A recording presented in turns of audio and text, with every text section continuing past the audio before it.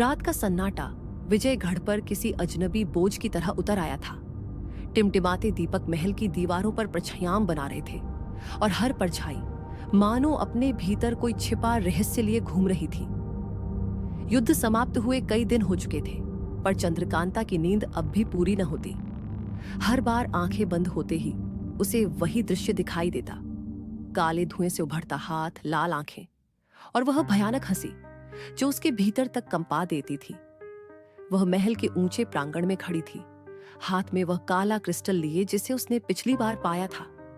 Crystal अब शांत था, पर उसकी सतह पर कभी कभी हल्की लाल लपटें चमक उठती। जब भी ऐसा होता, चंद्रकांता को लगता मानो कोई उसकी आत्मा के भीतर झांक रहा हो। यह सिर्फ एक अवशेष नहीं, यह किसी और की सांसें समेटे हुए है। उसने मन ही मन सोचा। अचानक हवा में हल्की गूंज उठी। जैसे ही उसने ध्यान लगाया, उसे लगा मानो कोई उसके कानों में फुसफुसा रहा हो, उत्तराधिकारी, पर तू अकेली नहीं है। उसका दिल धक से रह गया। अकेली नहीं? इसका क्या अर्थ? क्या कोई और भी इस तिलिस्म की शक्ति को अपना अधिकार मानता है? वह सोच में डूबी ही थी कि तभी वीरेंद्र उसके पास आया। उसकी आंखों में चिंता साफ थी। चंद्रकांता, तुम पिछले कई दिनों से ठीक से आराम नहीं कर रही। ये क्रिस्टल, ये तुम्हें बदल रहा है। चंद्रकांता ने उसकी ओर देखा, पर उसके चेहरे पर दृढ़ता थी। अगर यह मुझे बदल रहा है तो शायद यही परीक्षा है। लेकिन वीरेंद्र, मुझे लगता है कोई और भी चुना गया है, कोई और जो तिलिस्म का उत्तराधिकारी है। वीरेंद्र के माथे पर शिकन गहरी हो गई। मतलब हमारे सामने सिर्फ तिलिस्म नहीं, बल्कि उसका नया वाहक भी होगा। उनके शब्दों के साथ ही आकाश में काले बादल घिर आए। बिजली की चमक ने क्षण भर के लिए रात को दिन बना दिया और उसी रोशनी में महल के बाहर खड़े सैनिकों ने एक अजीब दृश्य देखा।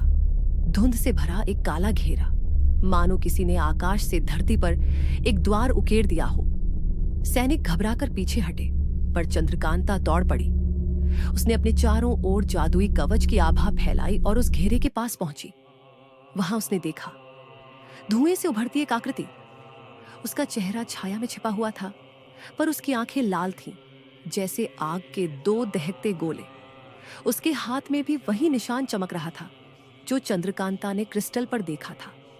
उस आकृति ने धीमी गहरी आवाज में कहा, चंद्रकांता, तिलिस्म ने सिर्फ तुझे नहीं चुना। मेरा अधिकार उतना ही गहरा है जितना तेरा। मैं हूं अंधकार का उत्तराधिकारी। यह आवाज ऐसी थी मानो धरती की गहराइयों से निकल रही हो। हर शब्द में एक सिहरन थी। चंद्रकांता ने तलवार खींच ली। उसकी धार नीली रोशनी में चमक रही थी। तिलिस्म किसी एक का अधिकार नहीं, लेकिन अगर तू इसे बुराई के लिए चाहता है तो तुझे मुझसे होकर गुजरना होगा। उस आकृति ने हल्की हंसी भरी। बुराई और अच्छाई, यह सब शब्द हैं चंद्रकांता। तिलिस्म शक्ति है, और शक्ति सिर्फ उसी की होती है जो उसे पकड़ सके।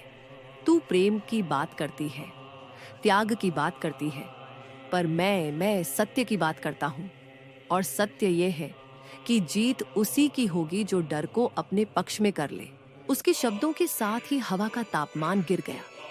पेड़ हिलने लगे, जमीन कांपने लगी। अचानक धुएं से बने प्राणियों ने सैनिकों को घेर लिया।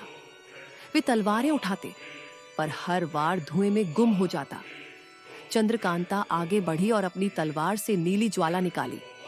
धुएं के कई प्राणी तुरंत जलकर राख हो गए, पर जैसे ही उसने पीछे देखा, वीरेंद्र और तेज सिंह भी संघर्ष में फंस चुके थे। उसके मन में उथल पुथल मच गई। उसे दो दिशाओं में लड़ना था, एक ओर अपने राज्य और सैनिकों की रक्षा, दूसरी ओर इस रहस्यमय उत्तराधिकारी का सामना।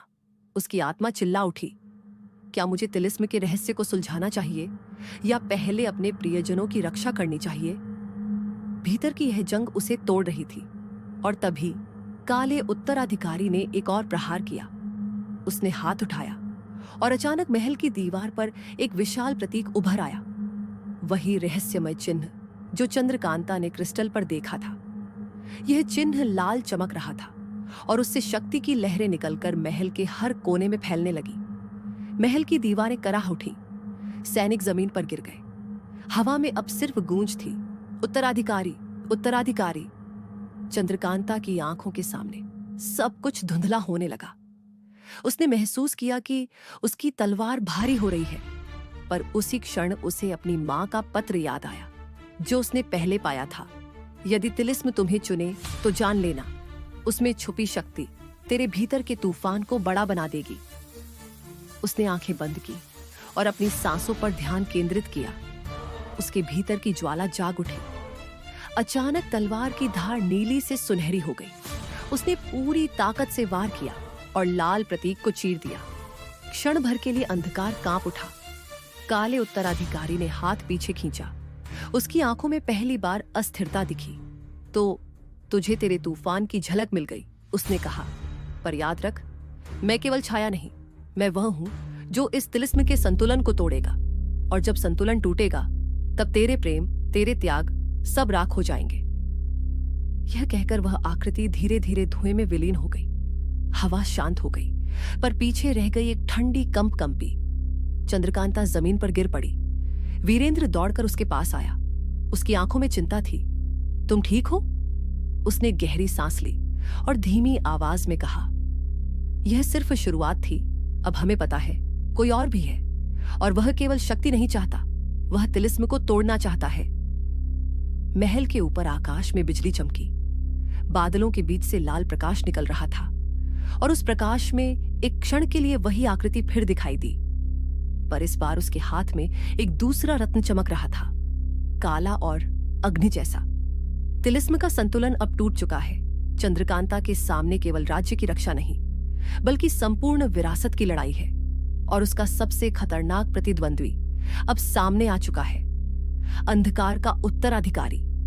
आकाश की गर्जना के बीच लाल प्रकाश धीरे धीरे फीका पड़ा, पर हवा में अब भी वही हंसी गूंज रही थी, मानो यह कह रही हो, युद्ध अब भी शुरू हुआ है और असली कीमत अभी बाकी है।